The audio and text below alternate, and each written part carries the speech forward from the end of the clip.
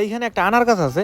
এই গাছে যখন আনার হয় তখন গাছের পাতা ডাল এগুলো চিনে না, খালি আনার আর আনার লাল টকটকা হয়ে থাকে, খুব সুন্দর লাগে। আমি জীবনে আনার গাছ দেখিনি। এই জায়গায় আসার সাথে সাথে ছোট ভাইয়ের দেখা হয়ে গেল তার স্কুলের এক ফ্রেন্ডের সাথে, যার নাম হচ্ছে জয়া। এই সেই জয়া যে কিনা দূর থেকে দৌড়ে এই মাঠে চলে আসছে এবং জয়ার মা কয়েকটা ছবি তুলে নিল। সে বলল যে ছোট্টবেলার কয়েকটা স্মৃতি রেখে দেই।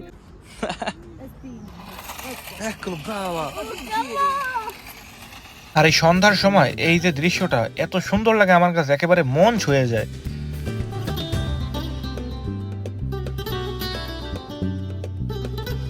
আসসালামু আলাইকুম সবাইকে, আমি শেখ নিলয়। কেমন আছেন সবাই? আশা করবো যে যেখানে আছেন অনেক ভালো এবং সুস্থ আছেন। আমাকে ঠিকঠাক ভাবে দেখা যাইতেছে না, এর পিছনের কারণ হলো সূর্যটা একেবারে ক্যামেরার উপরে পড়ছে, এই কারণে একটু গোলা দেখাইতেছে। হাতে আছে একটা বোতল, উপর দিয়ে ফুটো করতেছি, যাবো গাছে পানি দিতে। গতকালকে দেখছিলাম আমাদের সেই ছোট্ট বীজের মধ্যে দিয়ে চারা বাইরেছে বা গাছ বাইরেছে, যাই বলেন না কেন। বাবা বাংলাদেশ থেকে যে বীজগুলো আনছে ওইগুলো সম্ভবত করলা আর নয়তো লাউ, দুইটার মধ্যে একটা হবে আর কি। এরকম একটা গাছ বের হয়েছে। এখন যাব সেই গাছটারে দেখতে, আর উপর দিয়ে একটু পানি বাড়িয়ে দেবো। শুনছি পানি দিলে নাকি গাছগুলো তাড়াতাড়ি করে বড় হয়ে যায়।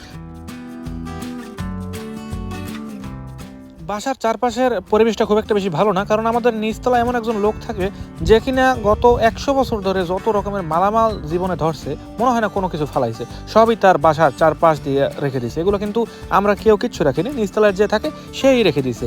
আমাদের জায়গাটার চারপাশটা একটু পরিষ্কার রাখার চেষ্টা করি। বাবা কয়েকদিন আগে ঘাসগুলো কাটছিল, দেখেন এই সেই গাছটা, ওয়াও, 2টা পাতা বের হয়েছে। বাংলাদেশ থেকে বীজ আনছে, আর ওই বীজ ইতালির মাটিতে লাগানোর পরে যে এগুলোর মধ্যে গাছ দেখতে পারবো, এই জিনিসটাই অনেক বড় একটা পাওয়া। এগুলোর মধ্যে ফল না ধরলেও কোনো সমস্যা নেই। এইখানে জায়গা যেহেতু খুবই অল্প, এই 1 বোতল পানি সব লাগবে না। এখানে 2 লিটারের মতো পানি আছে, সব দিব না, অর্ধেক দিব, 1 লিটারের মতো দিব, আর অর্ধেক পাশে রেখে দেবো। ছোট ভাই এবার গাছগুলোরে দেখছে, আমি বলছি নিচে নামার দরকার নেই, আবার গাছগুলোরে পাড়া দিয়ে নষ্ট করে ফেলাইও না। তারপর চলে আসছে। দেখেন এইখানে কি অবস্থা করে রাখছে গাছগুলোরে। যে নিচতলায় থাকে তার মেয়ে এই ঘাসগুলোরে কাটছে। এইখানে একটা আনার গাছ আছে। এই গাছে যখন আনার হয় তখন গাছের পাতা ডাল এগুলো চিনে না, খালি আনার আর আনার লাল টকটকা হয়ে থাকে, খুব সুন্দর লাগে। আমি জীবনে আনার গাছ দেখিনি, এই প্রথম ইতালিতে এসে একেবারে বাসার পাশে, অর্থাৎ জানালা খুললেই এই আনার গাছটা দেখা যায়। গাছে পানি দিয়ে বাইরে বের হয়ে গেছি। ছোট ভাই আবার আগে থেকেই তার পছন্দের রিমোটের গাড়িটা নিয়ে আসছে। এইটা কেনার পর থেকে মনে হয় একদিনও নাই যে না চালাইছে, বেশ ভালোই সাপোর্ট দিয়েছে। আমি ভাবি নাই যে এতদিন এইটা আসলে চলবে। গেট থেকে বেরোয় প্রথম রওনা দিয়েছিলাম, পাশে একটা পার্ক আছে, ওই পার্কের দিকে। ওই পার্কে যাই নাই, কারণ ওই পার্কের মধ্যে যে পাথর বালি থাকে ওইগুলোর মধ্যে চালাইলে গাড়ি খালি ব্লক হয়ে যায়। আর একদিন নিছিলাম চালাইতে, এমন ভাবে এইটার ভিতরে পাথর ঘাস অনেক রকমের জিনিস ঢুকছে, একেবারে গাড়ি ব্লক হয়ে যায়। এই কারণে বলছি যে গাড়িতেও তো নিয়ে আসছো, আমরা এই রাস্তাগুলোর মধ্যেই থাকি। দেখেন সামনে দিয়ে গাড়ি আসতেছে, ছোট ভাই বলছি সাবধান, কোনোভাবেই যাতে গাড়ি ডান পাশে না যায়, এই কারণে একেবারে আস্তে আস্তে চালাইতেছে। আর এই সব দেশের মানুষেরাও যদি দেখে কোনো মানুষ রাস্তার পাশ দিয়ে হাঁটতেছে, তারা গতি বাড়ায় না, তারা গতি একেবারে কমিয়ে দেয়। পাশে যে হলুদ গেটটা দেখতেছেন, এই গেটটা দিয়ে পুরো রাস্তাটা ব্লক করে দেয়। যখন আর কি এই এলাকায় ফুটবল খেলা হয়, ফুটবল খেলার দিন রাস্তা প্রত্যেকটা ব্লক করে দেয়, কোনো গাড়ি চলতে পারবে না, যেহেতু অনেক মানুষ রাস্তায় থাকে, বিভিন্ন রকমের দোকানপাটও মাঝে মাঝে বসে দেখি, এই কারণে হলুদ গেটটা ব্যবহার হয়।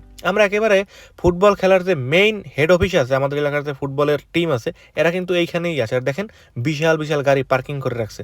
আজকে মনে হয় এদের কোনো একটা প্রোগ্রাম আছে, ভিতরে মনে হয় প্র্যাকটিস চলতেছে, আর নয়তো এখানে এত গাড়ি থাকার কথা না। এমনি দিনগুলোতে এখানের যে গেটটা আছে, গেটটা আটকানো। আর দেখেন গেটের উপরে দুই পাশে 2টা ফুটবল আঁকা। আমরা ফুটবল স্টেডিয়ামের ওইখান থেকে চলে আসলাম পিয়াজ্জা বেলভেদেরে। এইখানে এর বাংলা অর্থ হচ্ছে সুন্দর একটি জায়গা, সুন্দর একটি স্থান। জায়গাটা আসলেই খুব সুন্দর, এখানের চারপাশের দৃশ্যগুলোও সুন্দর, যার কারণেই মনে হয় নাম রাখা হয়েছে সুন্দর জায়গা বা পিয়াজ্জা বেলভেদেরে। দেখেন এই জায়গাটা, এই জায়গায় আসার সাথে সাথে ছোট ভাইয়ের দেখা হয়ে গেল তার স্কুলের এক ফ্রেন্ডের সাথে, যার নাম হচ্ছে জয়া। এই সেই জয়া যে কিনা দূর থেকে দৌড়ে এই মাঠে চলে আসছে এবং জয়ার মা কয়েকটা ছবি তুলে নিল। সে বলল যে ছোট্টবেলার কয়েকটা স্মৃতি রেখে দেই, বড় হলে তো এই ধরনের দৃশ্যগুলো আর দেখা যাবে না।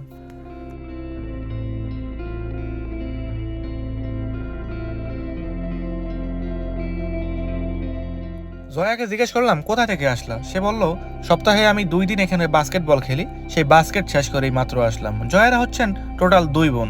এক বোনের নাম, অর্থাৎ ছোট বোনের নামটা আমার ঠিক মনে পড়তেছে না, কিছুক্ষণ আগেও আমারে বলছিল এস দিয়ে কোনো একটা নাম, আর এর নাম জয়া। বাংলাদেশে যেহেতু এই নামটা অনেক বিখ্যাত, অনেক পপুলার একটি নাম, যার কারণে এই নামটা কখনো ভুলি না। আর এই জয়া নামের বাংলা অর্থ হচ্ছে আনন্দ, উৎসব, ভালোবাসা।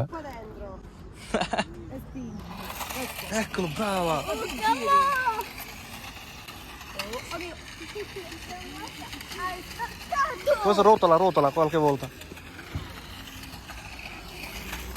Eccolo.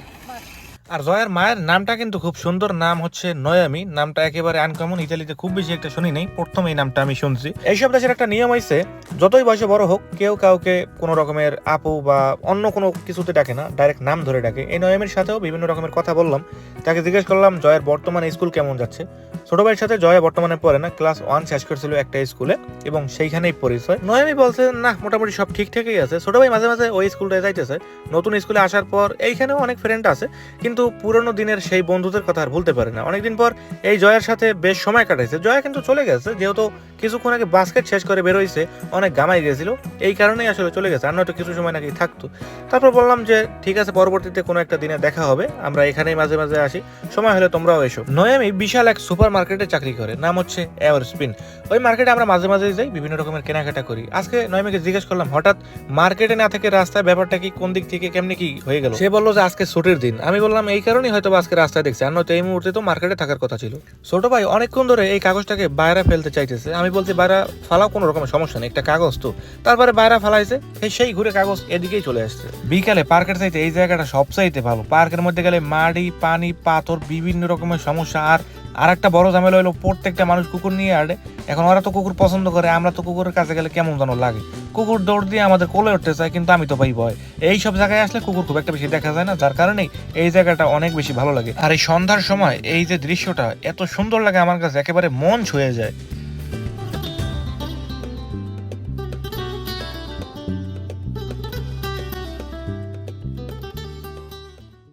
এইখানের এই মেশিনটা দিয়ে অনেকদিন ধরেই নিচে দেখি না, চলেন আজকে একটু দেখি এই মেশিনটা দিয়ে নিচের দৃশ্যগুলো দেখতে কেমন। এই মেশিনটা কয়েক হাজার বছর আগের তৈরি করা, কয়েক হাজার বছর না হলেও 200 থেকে 250 বছরের কম হবে না, এখন পর্যন্ত ঠিকঠাকই আছে।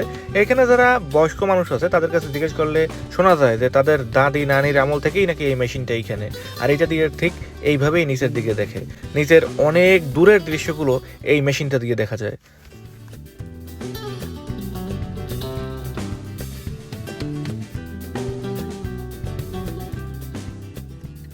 আমরা অনেক রকমের ঘোরাফেরা করে ছোট ভাই তার পুরোনো দিনের বন্ধুর সাথে খেলে আমরা বাসায় চলে আসছি।